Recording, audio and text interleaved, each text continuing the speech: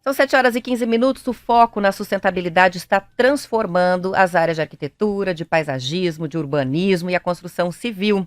Com o uso de tecnologia e o olhar voltado para a redução das emissões de gases do efeito estufa e também o desperdício, dos recursos naturais, além da recuperação do meio ambiente, os projetos verdes inspiram e impulsionam o mercado imobiliário, que absorve várias novidades.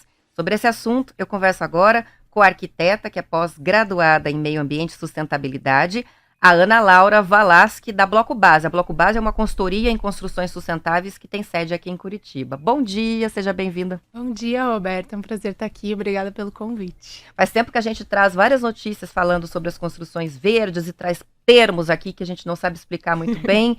E aí tivemos a ideia de trazer você aqui para traduzir o que é essa transformação que está acontecendo, né? Quando a gente pensa em sustentabilidade, nós, leigos na área, a gente pensa no mais básico. Então, é prédio com painel de energia solar, é sistema de reuso de água, mas vai muito além disso, né? Eu queria que você falasse em linhas gerais o que envolve hoje o conceito de uma construção sustentável. Então, vamos lá. Vamos cumprir essa missão de explicar, para as pessoas o que é a sustentabilidade dentro da construção civil. Então, acho que falar de um edifício sustentável, é bastante amplo. Então, aí a gente começa a explicar, em linhas gerais, o que é o trabalho de uma consultoria, que é o que a gente faz na Bloco Base, de construção sustentável, Então, quando a gente pensa em tornar um edifício sustentável, a primeira coisa é a gente avaliar e entender qual é o comportamento desse edifício em diferentes aspectos. Então, como você mesma falou, a gente tem algumas coisas que já caíram mais no senso comum, que é o desempenho energético desse empreendimento. Então, quanto que eu preciso colocar de painel solar, por exemplo, as placas fotovoltaicas para ele gerar de energia, como eu posso reaproveitar essa água. Mas antes de olhar para isso, porque esse é só um aspecto desse edifício, eu vou entender, por exemplo, com relação à implantação dele. Então, eu preciso analisar o meu edifício do ponto de vista comportamental, de como ele se relaciona com a cidade, Quando eu estou falando de sustentabilidade, eu estou falando também de trazer um relacionamento desse edifício para esta cidade, e de que maneira ele agrega para ela, Então, eu vou olhar a implantação dele, eu vou olhar se ele está bem servido dos serviços que as pessoas precisam, Então, quem vai morar naquele edifício, a pessoa precisa ter um bom acesso a um mercado, a um hospital, a uma farmácia, Então, quando eu tenho um edifício que ele está bem localizado, eu estou impedindo, na verdade não impedindo, mas evitando que as pessoas usem carros para chegar a esses serviços. E aí eu estou diminuindo a minha emissão de carbono também. Então, eu estou olhando do ponto de vista de implantação, como esse edifício se relaciona, como ele desempenha energeticamente. Então, eu vou fazer toda uma análise de conforto térmico, conforto acústico, conforto lumínico de cada ambiente desse edifício e vou determinar e tomar decisões projetuais para que ele desempenhe da melhor forma possível. E aí, eu consigo ter um edifício o mais sustentável possível. Então, hoje em dia a gente conta com ferramentas tecnológicas bem vastas para fazer todas essas análises, e entender quais são as decisões projetuais que eu vou tomar para esse edifício para que ele desempenhe da melhor forma possível. Então, vamos traduzir isso, qual é a tradução disso tudo? Então, se a gente for olhar do ponto de vista de conforto térmico... Eu ia começar perguntando o seguinte, o que é? Porque é difícil para as pessoas entenderem. A gente vê uma coisa que 20, 30 anos atrás não se falava quando você ia comprar um apartamento. E agora você vê já na propaganda com destaque, conforto térmico. O que é conforto térmico e quando você chega nisso? Então, vamos lá. Então, o conforto térmico, primeiro, para a gente entender, a palavra conforto, acho que a gente entende bem o que ela é, Você se sentir confortável, Você estar num equilíbrio térmico. Então, quando eu estou falando do conforto térmico de um edifício, eu estou falando qual é a sensação térmica que ele me proporciona dentro desses ambientes dele. Então, eu vou fazer toda uma análise que vai considerar qual é a tipologia de construção desse edifício. Então, como é a parede desse edifício? Se ela é uma parede de alvenaria, de tijolo, se ela é uma parede de drywall, quantas camadas essa parede tem, qual é o tipo de vidro que eu estou colocando, quais são os materiais de revestimento que eu tenho nesse edifício. E aí eu vou juntar todos esses fatores e eu vou entender qual é o desempenho térmico desse edifício no seu interior. E aí, quando a gente fala de trazer conforto térmico, é a gente evitar, aqui em Curitiba a gente conhece bem qual é essa sensação de você estar dentro da sua casa e passando frio, por exemplo. Ah, sim. Né? Casa gelada é o que não falta aqui, Exatamente. né? Inclusive, a minha casa esse dias caso. a gente estava dando risada aqui de um depoimento que saiu no Bem Paraná de uma sueca dizendo que nunca passou tanto frio quanto em Curitiba. Acontece muito, acontece muito. Então, quando a gente pensa em conforto térmico, é a gente evitar esse tipo de situação, né? Que a pessoa não passe frio ou, inclusive, não passe um calor extremo dentro dos ambientes. E quando a gente coloca o conforto térmico do ponto de vista de sustentabilidade, a gente está falando em analisar esse comportamento desse edifício e evitar ao máximo ou otimizar ao máximo o uso de climatização, os famosos ar-condicionados. Porque não adianta nada eu, né, projetar um edifício, não me preocupar com essas questões de conforto que eu posso ter dentro dele, e eu vou lá e coloco um sistema de climatização. E aí eu tenho todo um gasto energético, um desperdício de energia, enquanto eu podia promover um conforto passivo nesse edifício, né? O objetivo é que a temperatura esteja agradável em cada estação do ano, né? Lógico que vai ter variação, não vai ser sempre a mesma, sem precisar usar o ar-condicionado ou o aquecedor. É isso, basicamente. Basicamente isso. E aí, o que vocês contam para alcançar isso? Você falou dos materiais, depende de como é o revestimento, depende de como é o material usado na estrutura do prédio e tal. E como que vocês fazem, além disso, para, por exemplo, aproveitar o sol?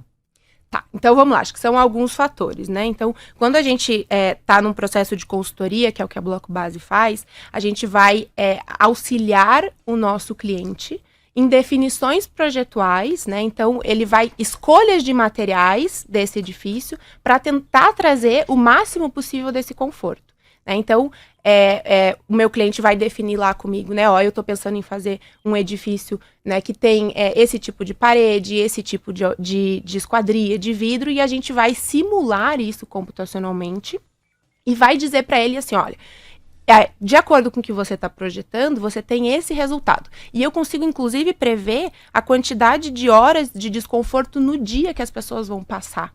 Né? Isso é com uso de software. Isso é com uso de softwares computacionais, exatamente. Então, eu consigo dizer para ele que em tal dia do ano, o usuário desse espaço vai passar frio em tal horário. E aí, eu consigo dizer para ele, mas se a gente trocar esse vidro pelo um outro tipo de vidro, a gente consegue reduzir essas horas de desconforto em tanto. Ou se a gente, então, optasse por materiais de revestimento, né, por um determinado tipo de material de revestimento, ou por uma configuração de parede, por um isolamento térmico, eu consigo proporcionar tantas horas de maior conforto, né? Então, todas essas definições eu consigo simular para o meu cliente e provar para ele que a gente consegue empregar outros materiais ainda sem usar a climatização. Às vezes vocês chegam ao ponto de sugerir mudanças na própria planta dos apartamentos, por exemplo, pensando na ventilação, como a ventilação vai passar, ou que tipos de cômodos precisariam ficar com a face norte, que aqui em Curitiba é o que todo mundo quer por causa do sol incidindo, né? A gente consegue, inclusive a gente desenvolve um trabalho com alguns clientes nossos de definição de implantação desse edifício, ou seja, antes mesmo que ele seja projetado. Então eu tenho a localização, eu consigo fazer o estudo do comportamento do sol nesse terreno, como que o entorno incide nesse terreno, e eu consigo direcionar essa implantação para que eu consiga otimizar o aproveitamento, né, da incidência solar, como você falou, para que eu consiga entender qual é as melhores decisões projetuais para que eu tenha um ambiente bem ventilado, um ambiente né, termicamente confortável. Então, eu consigo, inclusive, atuar, que é o que a gente desenvolve na Bloco Base, antes da fase projetual. Chega lá e fala, gira essa torre para cá. Exatamente. E aí, quando você fala sobre o sol, inclusive, que a gente tem essa cultura, né, de o norte é o melhor, né? Então, quando você vai comprar um apartamento, a primeira coisa que você vai perguntar é, onde fica o norte? Porque eu quero um apartamento voltado para o norte, né? E hoje, a gente consegue, inclusive, em algumas situações, mostrar que dependendo da implantação, dependendo da orientação e dependendo do entorno, eu consigo ter, inclusive, uma face sul que em determinada hora do dia vai bater um sol. Né? Então, a gente consegue desmistificar algumas crenças populares, né? Através dessas simulações e dizer, olha, se a gente colocar o nosso edifício desta forma, você sim vai ter uma incidência solar. Claro, né, em menos horas no sul, mas você sim vai ter essa disponibilidade, você vai ter um conforto térmico num apartamento voltado para o sul. E aí a gente consegue agregar valor ao produto do nosso cliente, né, e tornar um apartamento que é uma face sul ou que não é uma face norte tão atrativo comercialmente quanto as outras faces. Fazendo essas simulações, vocês também conseguem chegar a resultados de economia de gasto energético com a própria iluminação dos ambientes? Conseguimos. Então, a gente consegue fazer essa simulação de conforto lumínico, né, para entender o quanto de iluminação natural está entrando naquele espaço, naqueles ambientes. E também, que é um dos projetos que a gente desenvolve também, é a parte de projeto luminotécnico, né? Então, quando a gente fala de sustentabilidade dentro de um edifício, é um conjunto de fatores, né? Então, eu vou entender o conforto lumínico, a disponibilidade de luz natural e vou entrar com um projeto luminotécnico que seja eficiente, né? Então, eu vou entender o quanto de iluminação eu preciso e quais são as ferramentas que eu disponho, né, do ponto de vista de mercado. Então, quais são as luminárias que melhor respondem à iluminação que eu preciso internamente, né? E aí eu vou combinar todos esses fatores. Então, sim, eu consigo oferecer um desempenho energético do meu edifício melhor se eu projetar corretamente e especificar corretamente as luminárias, as lâmpadas, né? E isso não só falando de desempenho energético, né? A gente pode passar e falar de água, por exemplo. Quando a gente fala de água, de desempenho hídrico do edifício, eu estou falando também sobre entender qual é o consumo que esse meu edifício vai exigir de água, né? E vou especificar metais e louças que sejam eficientes. E aí a gente entra também com outra desmistificação da sustentabilidade, que a gente fala, mas ser sustentável não é ser confortável, né? Não, pelo contrário. Eu vou entregar para o meu cliente um chuveiro tão bom quanto um chuveiro convencional, vamos colocar assim, né? Mas que ele seja eficiente do ponto de vista hídrico. Isso aí, a gente já vai falar um pouquinho mais sobre a questão da economia da água. São 7 horas e 28 minutos, a Umbelina está participando com a gente, assistindo a transmissão no Facebook. E disse que está adorando as explicações. Ela falou, a minha casa é bem arejada e eu pintei o telhado de branco para dar mais conforto térmico. Olha, ela usou uma solução ali que melhorou. Tem também participação chegando do Eric, nos acompanha no YouTube. Tema extremamente pertinente, contemporâneo, adorando escutar o que a arquiteta Ana Laura tem para nos ensinar.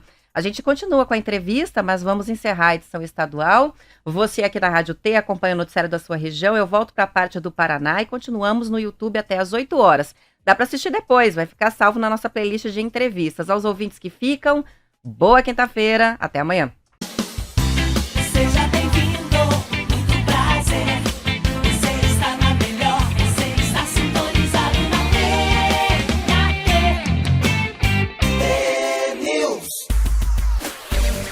São 7 horas e 33 minutos. A Cris está participando com a gente pelo Facebook para cobrar o Marcelo Almeida, que disse que ia mandar uma foto por dia da viagem dele. Até agora a gente está esperando, não chegou nenhuma. Verdade, lamentável. Tem participações chegando também sobre o tempo na nossa transmissão aqui do Facebook. O Wellington diz que em Terema-Curborba a chuva foi forte, vento durante toda a noite. O César de Campo Mourão também está aqui com a gente. O Emerson, várias árvores caídas na rua, muito vendaval. Então você vê, pegou no Paraná, sim, o ciclone extratropical que está causando bastante estrago, né, no Rio Grande do Sul, também no estado de Santa Catarina. Tem participação chegando do Fernando, de Arizona, do Paraná, frio por aqui. O Joel também está acompanhando a transmissão no YouTube. Chuva e temporal, galera trabalhando muito hoje. O Geraldo de Colorado está com a gente, comemorando a vitória do Mengão. Também o Rodrigo de Apucarana, a Adriana de Colombo. O Geraldo participando também pela transmissão do YouTube. A gente está tendo uma conversa bem legal aqui hoje com a Laura Valasque, que é arquiteta e pós-graduada em meio ambiente e sustentabilidade, que está nos explicando o que são todos esses itens que a gente tem ouvido falar tanto sobre sustentabilidade na construção civil, que a gente está passando, né, para um momento de uma transformação profunda, né, em que o que mais importa hoje é construir moradias pensando no futuro do planeta. A gente, antes do intervalo, ela explicou bastante sobre a questão do conforto térmico, de como que, através de simulações, a gente consegue chegar em bons resultados de iluminação nos apartamentos e tal, né? E paramos na economia da água. Então, o que existe hoje, Laura? A gente até esses dias falou aqui sobre o assunto. Em Curitiba, já é regra para todos os novos empreendimentos ter o aproveitamento da água da chuva. Mas a gente tem uma legislação nova, federal, de incentivo a que os próximos empreendimentos também tragam as soluções para reuso das águas cinzas, né? Então, explica para a gente o que é isso e o que mais existe de solução hoje no mercado para economizar água. Tá, então vamos lá. Quando a gente vai falar sobre água no empreendimento, primeiro a gente precisa entender o quanto ele demanda de consumo, né? Então, de novo, no trabalho de consultoria, a gente vai quantificar e entender quanto eu preciso de água para que esse edifício desempenhe, né? Ele entregue o que ele precisa entregar. E aí a gente vai fazer o seguinte trabalho, né? Quais são as possibilidades quando a gente fala de água dentro de uma edificação sustentável? A primeira coisa, que talvez seja, né, a pontinha, é eu ter metais e louças que sejam eficientes, né? Então eu vou especificar materiais que desempenhem, que entreguem essa água sem um desperdício. É a primeira coisa. Controle de vazão. Controle de vazão. Resumidamente, controle de vazão. Depois disso, eu tenho, como você citou... Só para a gente ver alguns exemplos, né, que talvez os ouvintes já tenham percebido. Por exemplo, né, quando a gente vai aos shoppings, principalmente, a gente vê muito isso. Aquela torneira que você aperta e a água sai por um tempo e depois ela interrompe. Às vezes no vaso sanitário, em que você tem a opção de muita água ou menos água. Exatamente. Algo que não existia antes e que está cada vez mais comum. Isso traz resultados. Isso traz resultados. Então, é a gente trazer essas novas tecnologias, né, destes materiais para dentro dos edifícios, não necessariamente só com essa torneira que tem, né, que eu aperto e ela para a vazão, mas que entregue uma quantidade de água suficiente sem desperdício. Tá?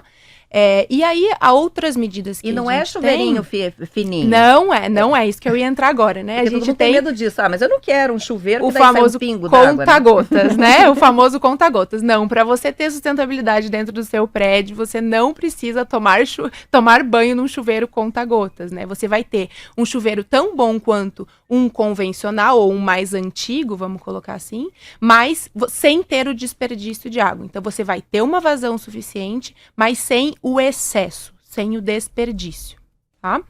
Então, essa é a primeira questão. Depois, o que a gente tem com relação ao aproveitamento de águas pluviais, né? Então, eu tenho todo um sistema de coleta dessas águas pluviais e de aproveitamento delas no desempenho do edifício, nas funções do edifício, né? Então, por exemplo, eu posso...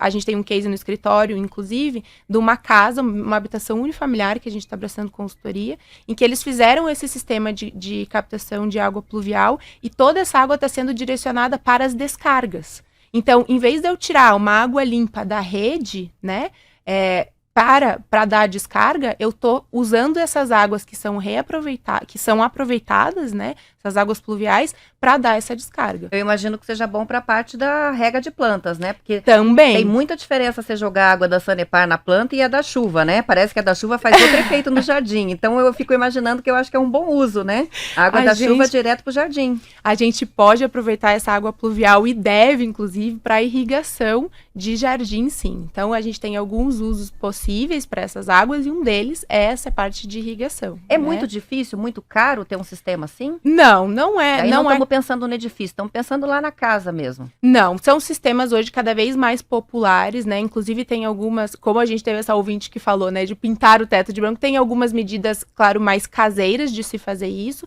mas hoje o mercado já oferece alguns sistemas economicamente bem viáveis para a gente realizar essa captação, né? Então é um sistema hidráulico simples, né? Comum. Para quem tem um jardim grande, um quintal grande, vale a pena. Vale a pena.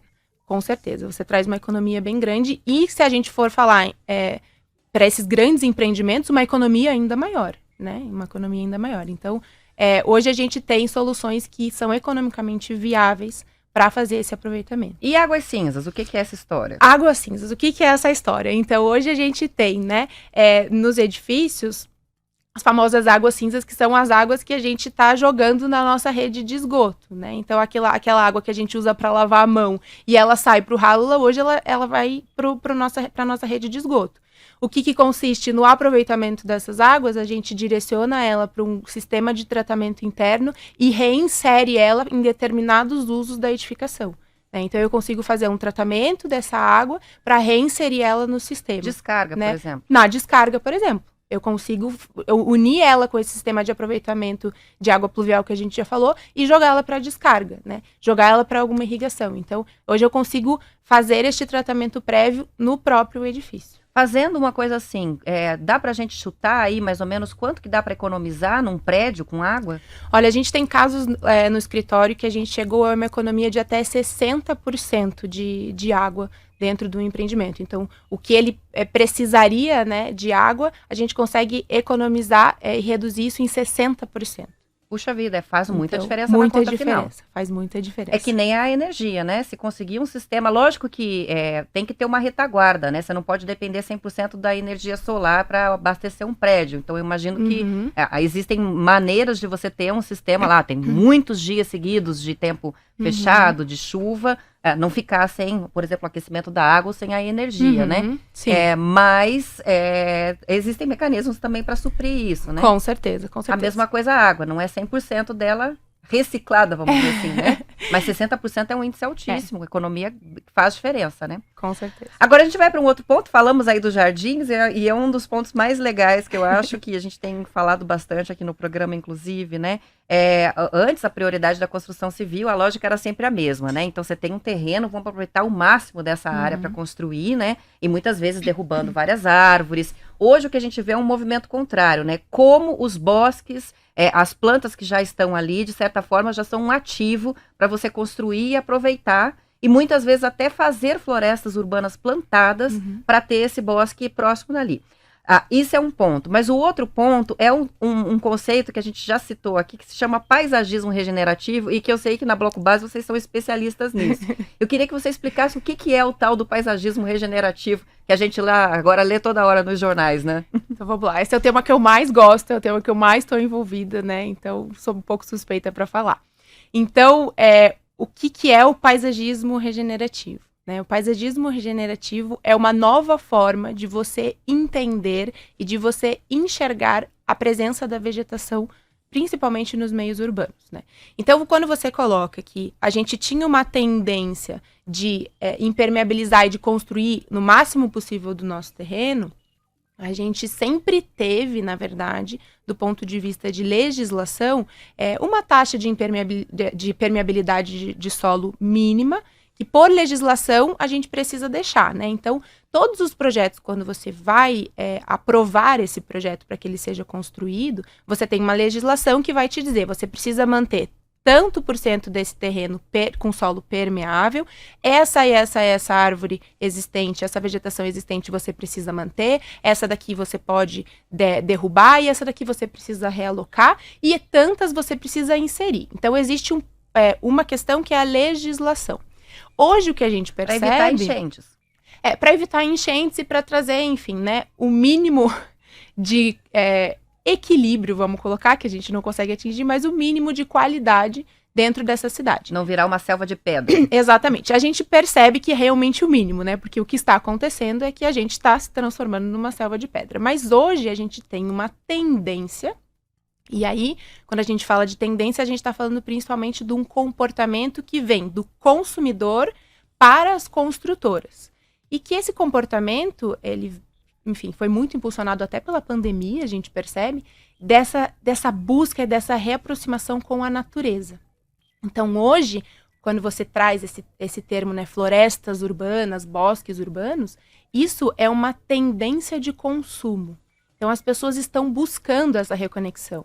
E óbvio que quando o consumidor está pedindo, as construtoras vão fazer o que com aquilo? Vão atender a esta demanda, né? E os ambientalistas vão comemorar que finalmente Exatamente. a tendência, a moda é ser verde. Exatamente. Então, nós como consultores, o que a gente faz? A gente fala para o nosso cliente o que está sendo tendência de mercado. E ele vai lá e vai fazer. Então, quando a gente fala, né? A gente tem uma tendência desse novo viver, dessa reaproximação com a natureza. Então, como que isso se traduz no empreendimento? Trazendo mais áreas verdes para dentro dele, né? O máximo possível. Antes, a gente tinha uma visão do paisagismo, né? E a gente ainda tem, porque estamos no processo de mudança, de um paisagismo que ele é quase que um componente meramente estético, né? Então, a gente fazia uso do paisagismo para deixar bonito, resumidamente, né? Para deixar bonito. Hoje, quando a gente fala de paisagismo regenerativo, a gente está entendendo a vegetação além das questões estéticas dela. A gente está entendendo a vegetação como parte de um ecossistema, né? Então, agora a gente começa a entrar, talvez em alguns termos um pouquinho mais técnicos, mas a minha vegetação, ela passa a ser uma ferramenta de equilíbrio ecossistêmico dentro das cidades, desses ecossistemas que estão passando por um processo de degradação, né? Então, bastante comprometidos. Ela passa a ser uma ferramenta de saúde pública. Então, eu estou falando de tentar trazer um equilíbrio para a minha cidade, né? De trazer saúde para as pessoas mesmo. Então, eu consigo olhar para essa vegetação e entender que ela é uma ferramenta de saúde pública. E, principalmente, uma ferramenta de educação ambiental. Então, quando eu reconecto, quando eu faço essa religação do ser humano com a natureza, eu estou educando ele do ponto de vista ambiental, que é nosso grande desafio para a gente tentar vencer todas essas questões climáticas e de meio ambiente que a gente está passando hoje, né? Chama atenção, né, na questão do paisagismo regenerativo, o fato de que as espécies escolhidas são espécies Exato. que são da região onde você está mexendo naquele jardim, né? Antes, assim, Exatamente. plantas ornamentais, espécies exóticas, você constrói um desenho e segue aquele desenho com o que existe de oferta de mudas ali, né? Não considerando o lugar onde a gente está. Explica pra gente como é que é essa questão, né? De no paisagismo regenerativo, a prioridade ser de espécies que são da nossa região, de onde a gente está. Então, vamos lá. Para além de tudo, de todas essas questões do paisagismo como ferramenta, no paisagismo regenerativo, a gente vai entender qual é o tipo, a tipologia dessa vegetação local para poder fazer o melhor uso dela possível. Então, vamos fazer uma contextualização, né? O Brasil é o país mais biodiverso do mundo. Né? O que isso significa? Significa que a gente tem uma disponibilidade de espécies, tanto vegetais quanto animais, que a gente não encontra em nenhum outro lugar do mundo, né? E apesar disso, apesar da gente viver no país mais biodiverso do mundo, mais de 90% das espécies utilizadas no paisagismo hoje em dia são exóticas. Nossa! Mais de 90%. O que isso quer dizer? Quer dizer que apesar da gente ter na nossa mão, a nossa, né, super disponível, o melhor catálogo possível de vegetação, a gente está importando, né, de outros lugares. E quando eu falo de vegetação que não é nativa, que ela é exótica, eu estou inserindo um corpo estranho dentro do meu ecossistema. Ela né? não se reconhece ali, né? Ela não se reconhece. Né? Então, a tentativa do paisagismo regenerativo, e que essa, né, esperamos que seja uma tendência que venha para ficar, é você deixar de usar essas espécies que não são adaptadas para cá, que exigem muito mais irrigação, por exemplo, muito mais manutenção, e que a gente passe a usar essas espécies que são nossas, que são próprias, que respondem à nossa cultura, inclusive. A gente tem uma relação cultural com algumas espécies, né? E aí você começa a usar elas com uma finalidade, obviamente, estética, porque o projeto de paisagismo, ele tem essa finalidade também, então eu vou explorar toda a beleza dessa minha vegetação nativa, e de brinde, vamos colocar assim, eu ganho uma redução de manutenção do meu jardim e uma redução de custo com irrigação, por exemplo, né? Isso interfere de alguma maneira na fauna? Quero dizer, se você usa espécies nativas, há chances de você atrair, por exemplo, mais pássaros para o teu jardim? Com toda certeza. Outro viés do paisagismo regenerativo é trazer, o próprio nome diz, né, essa regeneração desses ecossistemas que estão degradados por conta da ocupação urbana.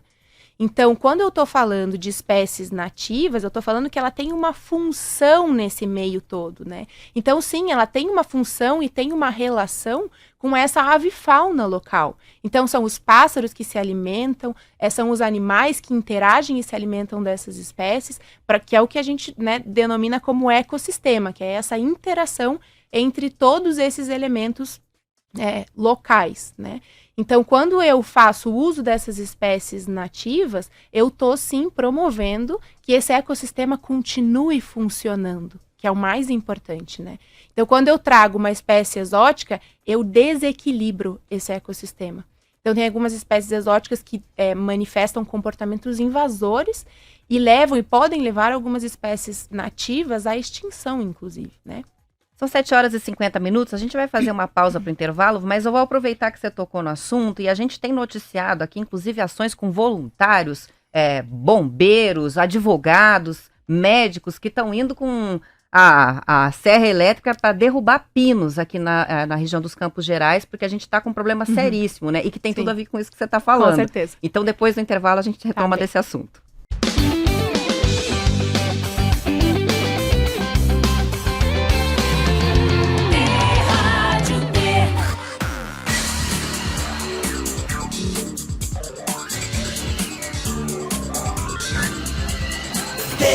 News. São 7h52. Hoje eu estou conversando com a arquiteta pós-graduada em Meio Ambiente e Sustentabilidade, a Ana Laura Valaschi, que está explicando para a gente uma porção de coisas aí sobre a sustentabilidade na construção civil. Antes do intervalo, a gente falava sobre a questão do paisagismo regenerativo e chegamos a um ponto bem interessante, né? Do prejuízo que a gente tem ao trazer tantas espécies exóticas para as paisagens urbanas. E eu queria que você falasse um pouquinho sobre pinos e outras espécies que acabam, entre aspas, contaminando os ambientes de Mata Atlântica, por exemplo, que a gente tem aqui na nossa região de Curitiba. Então, vamos lá. Quando a gente fala de trazer espécies exóticas, como a gente estava falando antes do intervalo, a gente está falando de espécies que não são adaptadas, né, ao nosso meio. Quando a gente traz essas espécies, algumas delas sim têm uma função. O pinus, por exemplo, ele foi trazido por uma questão econômica, né? Então ele tem essa função econômica. Mas ele teve um uso sem nenhum tipo de controle ou preocupação do como era o comportamento dessa espécie e do quanto ela poderia se alastrar e interferir nos ecossistemas e nas outras espécies que são nativas, né? Então, as espécies exóticas, quando elas vêm sem nenhum controle, né, com relação ao seu comportamento e a sua disseminação, elas invadem os nossos ecossistemas nativos e elas passam a se comportar como invasoras. E quando ela se comporta como invasora, ela vai, como eu falei antes, trazer um desequilíbrio para esse ecossistema e pode levar algumas espécies nativas, tanto vegetais quanto animais, à extinção, né? Então, essa é a grande questão. O pinus, ele está em alta, nós temos tantas outras espécies. A gente tem fazendas de reflorestamento, né, com pinos, assim, com muitas árvores, né? E depois a gente vê que em um longo raio daquele ponto onde está lá, né? A gente sabe que é reflorestamento, a gente vê uma do ladinho da outra bonitinho, que foi plantado e tal, e você vai andando às vezes quilômetros e você vai vendo o pinus espalhado pela Mata Atlântica, porque ele se dissipa com o vento, né? Então o próprio vento vai levando essas sementes e aí você perde o controle da onde você... Então, eu plantei uma determinada área, mas com a ação do vento, ele foi parar a quilômetros de distância, né? E para que a gente entenda, Laura, por que isso prejudica a mata nativa daquela região? Do pinus, eu ouvi nesses tempos especialistas explicando que até a forma como é a folhinha do pinus e a maneira como ela vai se colocando no solo impede que outras espécies consigam acessar a terra, né? E aí aquilo acaba atrapalhando a continuidade mesmo. Então você vê, às vezes, assim, um contínuo, né, da floresta, daí tem um pinus no meio, não tem mais nada em volta. É isso, basicamente? Basicamente é isso. Então, cada espécie tem o seu comportamento, mas as espécies invasoras, elas têm comportamentos que não são compatíveis com o que acontece com as espécies nativas, como as espécies nativas daquela região se comportam. Então, no caso do pinus, por exemplo, ele traz uma infertilidade do solo, como você está dizendo, né? Então, ele vai se comportar Atrapalha mesmo. Vai atrapalhar mesmo. Ele vai se comportar de uma determinada forma que ele vai impedir que as espécies nativas que estavam ali antes, elas possam continuar existindo, né? Então, cada espécie nativa vai ter o seu comportamento, mas elas vão suprimir. A gente consegue observar um comportamento de supressão vegetal nativa, né, por conta deste comportamento e das características dessas espécies que são invasoras. A gente vê muito pinus, a gente vê muito eucalipto. Você falou de uma outra planta que o tem capim bastante. dos pampas, né? Então, o capim dos pampas é uma espécie, inclusive, muito utilizada no paisagismo ornamental. Se vocês, né, pensarem nas rodovias, né, aqui do estado do Paraná, quando a gente vai andando de carro, a gente vai vendo aqueles capins que são bem bonitos, que se mexem com o vento, que tem todo um movimento. Esses são os capim dos pampas, né? E eles têm esse comportamento invasor, exatamente porque eles também se dissipam pelo vento, e eles são uma espécie muito, muito, muito utilizada no paisagismo dentro da cidade. Então, para a gente perceber que se a gente não toma cuidado, se a gente não se preocupa com essa questão de utilizar espécies nativas, a gente está trazendo e auxiliando a disseminação de uma espécie que é invasora, né? Por fins exclusivamente estéticos. Mas sempre é prejudicial, pergunto pelo seguinte, a gente tem um paisagismo em Curitiba muito bonito, né, que é o paisagismo da própria cidade, né, temos as mudas que são cultivadas lá no Horto Municipal, e algumas são tão interessantes que acabam criando novos pontos turísticos. Então, vou citar a cerejeira, que agora está começando a florescer, obviamente não é uma espécie da Mata Atlântica, Não. E aquelas árvores, né, daquele corredor aqui, próximo daqui, da rádio, ali acho que é da região Campina do Siqueira, Sim. né? Que tem um corredorzão daquelas árvores que são típicas do hemisfério norte, que É o plátano canadense. Isso, é canadense, que vai Provavelmente. mudando a cor, e chega o outono, aquilo virou um point, né? A gente brinca que é a Rua dos Biscoiteiros, vai todo mundo lá tirar foto para postar no Sim. Instagram. Nesse caso, Laura, também tem um prejuízo trazer espécies exóticas? Olha, eu acho que quando a gente olha do ponto de vista do prejuízo, a gente tem escalas diferentes, né? No caso do plátano, né, e das cerejeiras, se ele não tiver um comportamento invasor, não é que ele vai ter um prejuízo, mas ele é um corpo estranho, ele continua sendo um corpo estranho, e ele está mudando o funcionamento desse ecossistema, tá? Mas eu, né, como consultora de sustentabilidade, amante da sustentabilidade, acredito que a gente tem um prejuízo, principalmente no ponto de vista de valorização daquilo que é nosso, né? Então, quando eu promovo uma arborização urbana, que é o que tem acontecido, né, com uma espécie que não é nativa, eu estou priorizando algo que não é meu, em detrimento de eu tenho tantas espécies que são nossas, que oferecem pra gente tantos atrativos estéticos, né, e ecossistêmicos, e eu tô fazendo com que essas espécies nativas percam espaço popularmente. E aí eu não tô cumprindo o meu papel de sustentabilidade de ser educativo. Muito bem.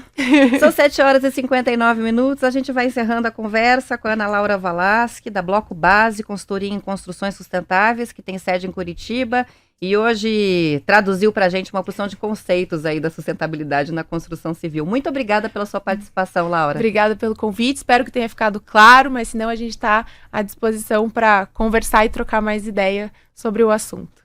Vamos encerrando por aqui. Uma boa quinta-feira para os ouvintes. Até amanhã.